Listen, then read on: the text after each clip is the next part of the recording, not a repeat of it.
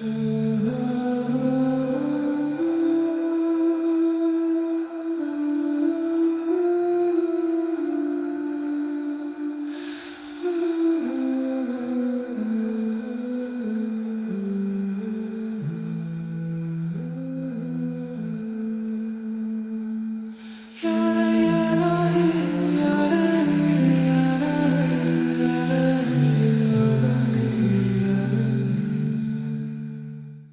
my friends. Hello.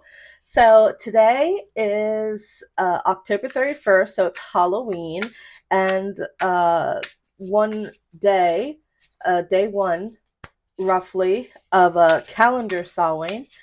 And I thought that I would do a Parting the Veil tarot spread and reading for you guys. If you want to watch this, you are more than welcome to do so over on my Patreon for the low price of, I think, $1. That's the Baby Witch tier. You can watch this, but I'm going to have the audio portion available on the actual podcast itself. So, yeah. I am using the Cozy Witch Tarot deck by Amanda Lovelace.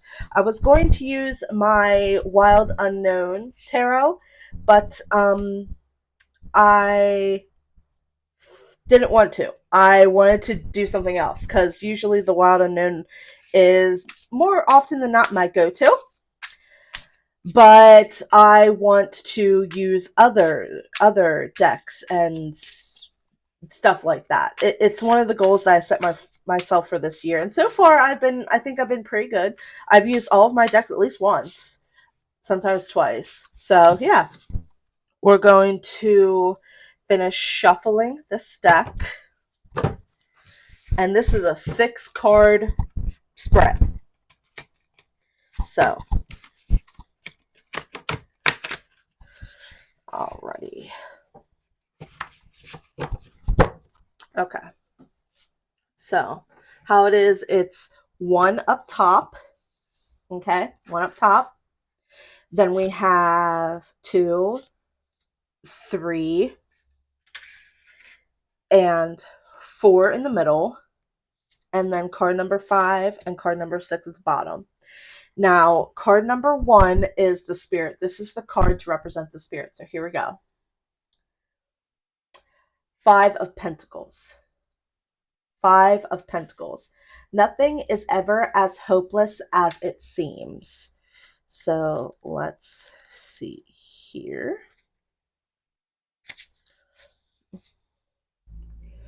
Where, oh where do I go from here? The distressed witch asks, her teeth chattering as she stumbles through the cold winter forest.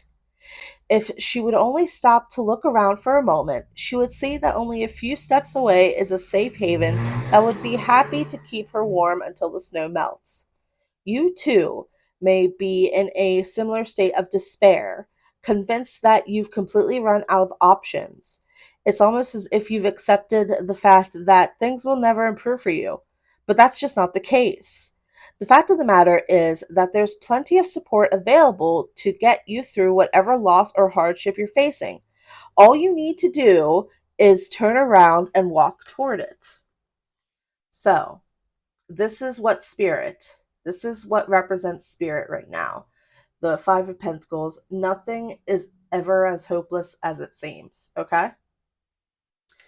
So, the message, card number 2.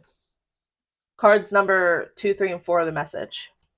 We begin with the Queen of Wands. The Queen of Wands, which, can I just say that the art for this card, for this deck, is just beautiful. Just beautiful. I know it's hard to see on my little camera. Replace your self-doubt with self-confidence. So, and that is the Queen of Wands, the amazing and gorgeous Queen of Wands.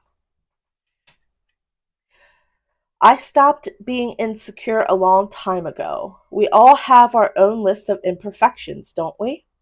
Instead of trying to do the impossible by fixing them, I just dress them up nice and dance with them, the Queen says to you.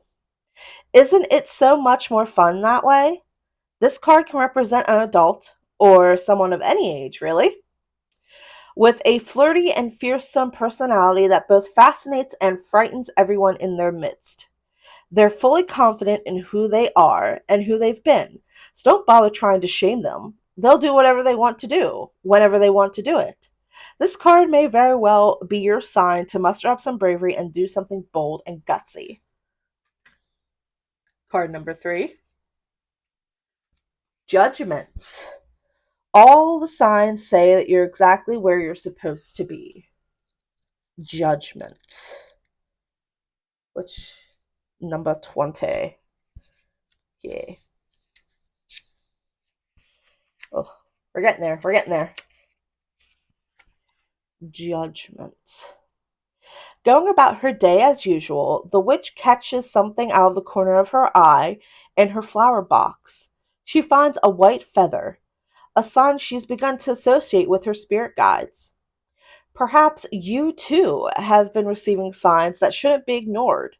If not, then this card may very well be the sign. But what does it mean, you might be asking? Well, it can mean anything you want it to mean, but you may choose to take it as confirmation that your guides are around you now and offer their unconditional love and support. Though it may not be clear to you now, your current ideas and actions are aligned with your soul's purpose. Less questioning, more trusting. And card number 4. Oh, the 5 of Swords. You can't be right all of the time.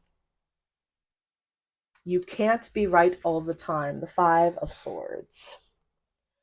Whatever, the witch grumbles to herself, rolling her eyes as her friends walk away from her after a tense argument. I guess some people just enjoy being wrong. What she fails to see is that no one was wrong in this situation. They just had a small, insignificant difference of opinion.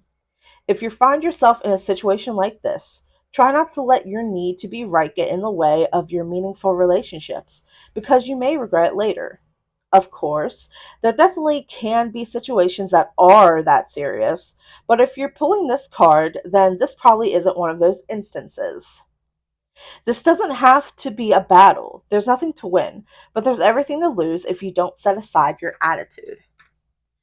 So, with these 3 cards, the Queen of Wands, replace your self-doubt with self-confidence.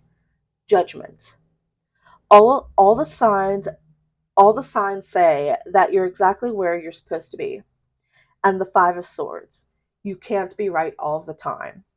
For me, the message that the 5 of Pentacles is trying to say, that Spirit is trying to give to you, is that you are exactly where you need to be in life. Even if where you are is a hard situation, a hard challenge, a hardship of any kind, you're where you need to be. I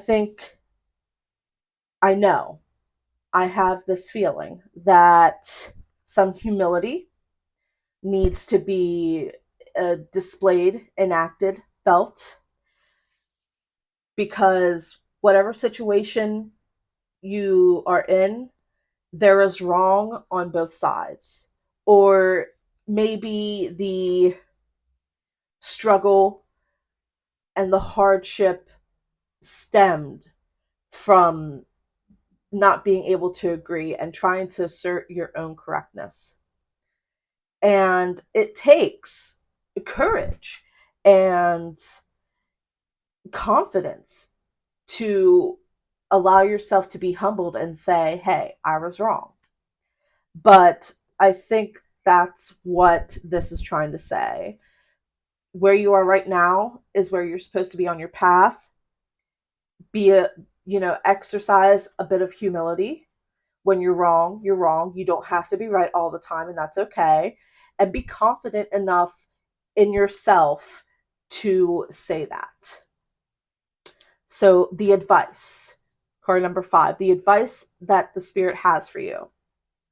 Oh, number 10, good luck charm. If nothing seems to be going your way, cast a spell. This is one that I haven't pulled before, and like all the art, it's beautiful. Good luck charm.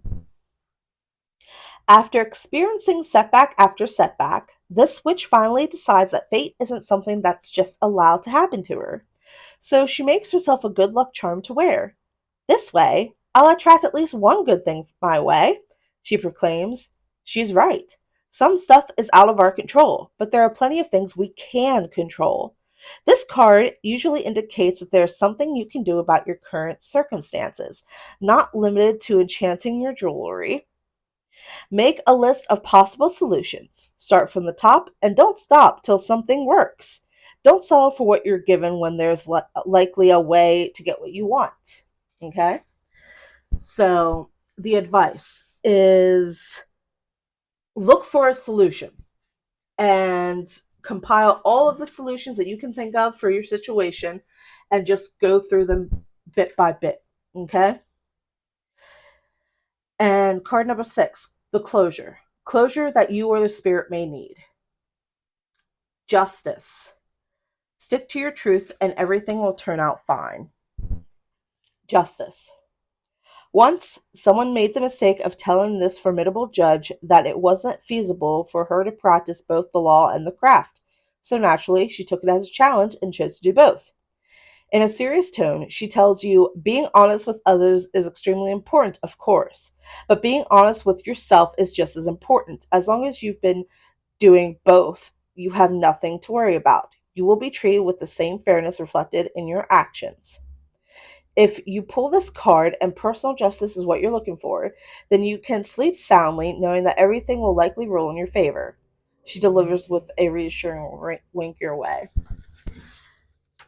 I think that what this card is, that the closure and the ultimate message of this entire reading is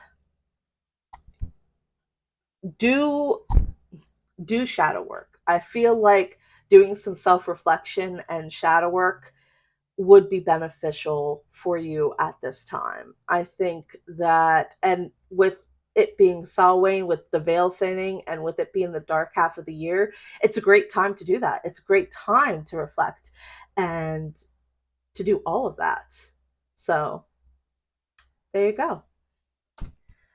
I hope that you guys enjoyed that, and I hope that it was entertaining. And please let me know if you enjoyed this kind of content on the podcast and if you would like more. I'll see you in the next one. Bye.